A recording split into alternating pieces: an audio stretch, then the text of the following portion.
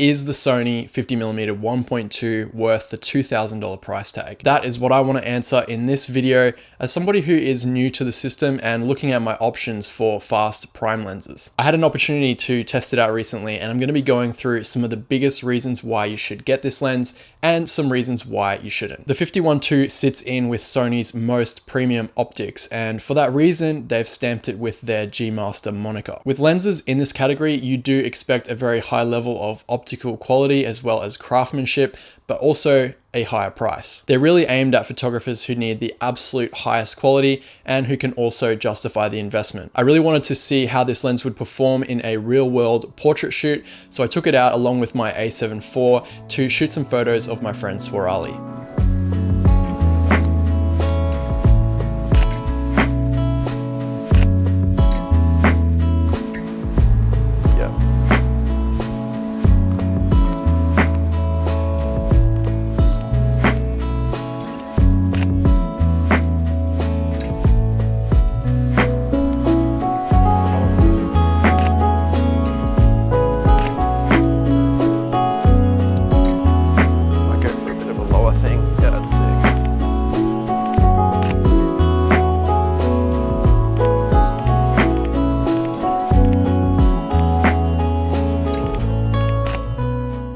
$50mm is a focal length that a lot of photographers would consider their go-to lens because of its versatility. I would describe it as having a very neutral field of view. For me, I've never really had a close bond with the 50mm focal length, but I know a lot of photographers who do. I have always gravitated to slightly wider focal lengths like 35 and 24 because overall I think that they make you a little bit more creative and they make you consider your framing a little bit more. I wanted to shoot the lens at 1.2, and in fact I did, to show you guys the insane bokeh and shallow depth of field that you can create with this lens. And for me, this is reason number one of why you would consider buying this lens. If you do really like that dreamy out of focus background, then this lens is pretty much unmatched. I mean, unless you step up to a longer focal length, you know, like a 70-200, a 135, an 85, something like that, you are gonna get really smooth and buttery backgrounds. But in a versatile 50mm lens, then that 1.2 aperture is something that is just really special. You are going to be able to get a nice amount of separation from even a 1.4 or a 1.8 lens, but it's like that extra 2%. It just makes this lens so special. There are many other lenses that open up to 1.4 aperture, but at the time of recording this video, there's only one other lens that I know of that's an autofocus lens that opens up to 1.2, and that's the Sigma 35mm 1.2. The out of focus elements, in my opinion, look incredible, and I love that it actually has that kind of swirly bokeh look. As you can see, the bokeh balls towards the corner, they tend to go a little bit more of like an ellipse shape versus a perfect circle, and that creates kind of this swirly effect. And to be honest, I really like it. You will notice this effect on a lot of lenses that open up to wide apertures, but I found it was especially pronounced on the 50-1.2. It looks awesome. Yeah. Really happy. Not because we wanted to, for you. Yeah.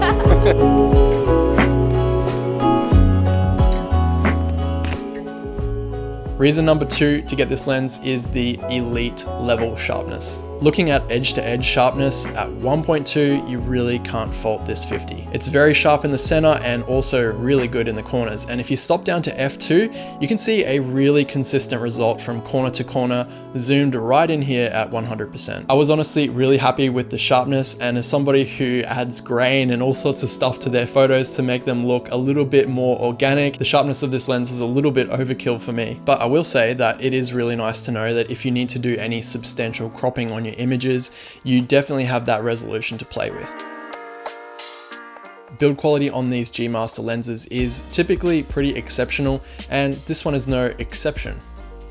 Should probably word that differently. I really do like that they've included a premium feeling lens hood with a rubber top edge and a felt lining on the inside. The build feels solid overall, despite that it's made of plastic, but like I've said many times, plastic doesn't necessarily mean cheap, as some of these plastic lenses are extremely well engineered, and I just love the scratch resistant outer coating that I find is missing on a lot of other more affordable lenses that tend to scuff up and look a bit crappy over time. The lens has weather sealing throughout, and I love that they have the click and declick aperture option to give you smooth aperture control, as well as the manual focus switch right on the lens.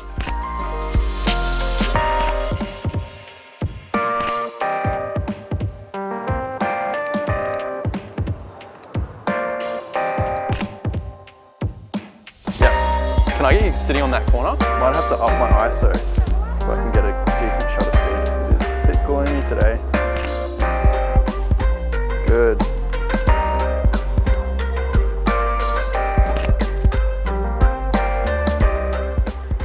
So if the images that I've showed you so far aren't enough, those are some pretty good reasons to get the 51-2. But I can also see a few drawbacks of this lens that might make you consider getting something else. The first of which is the weight and the size. The lens weighs 778 grams, which is not exactly lightweight and portable. However, I will say that it does compare well to the Canon 50mm 1.2 for the RF system, which is 950 grams, and the Nikon 1.2, which is about 350 kilograms.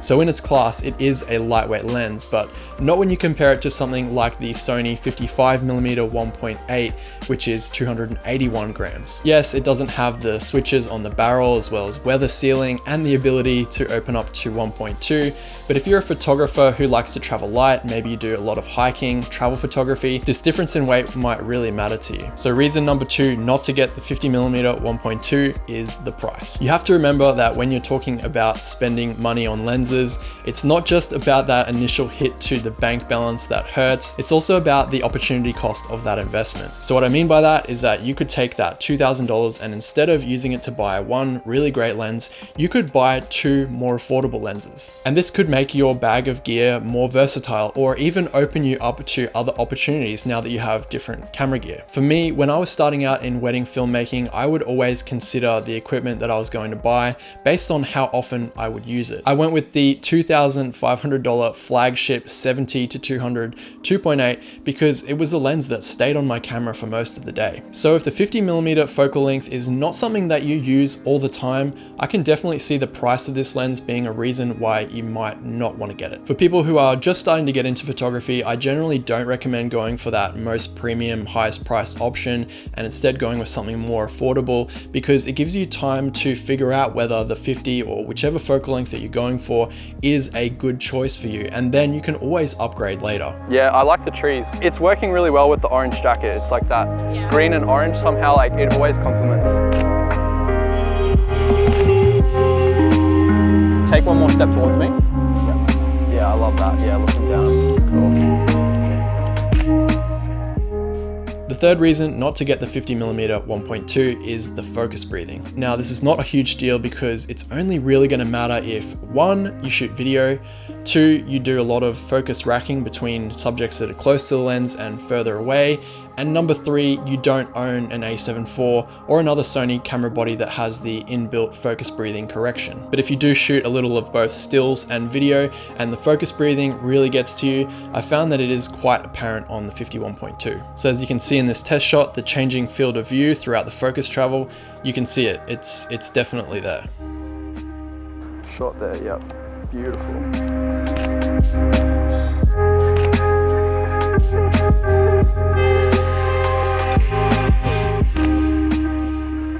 Overall, I really like the 50mm 1.2 from Sony. Is it a lens that I pine over? Not really.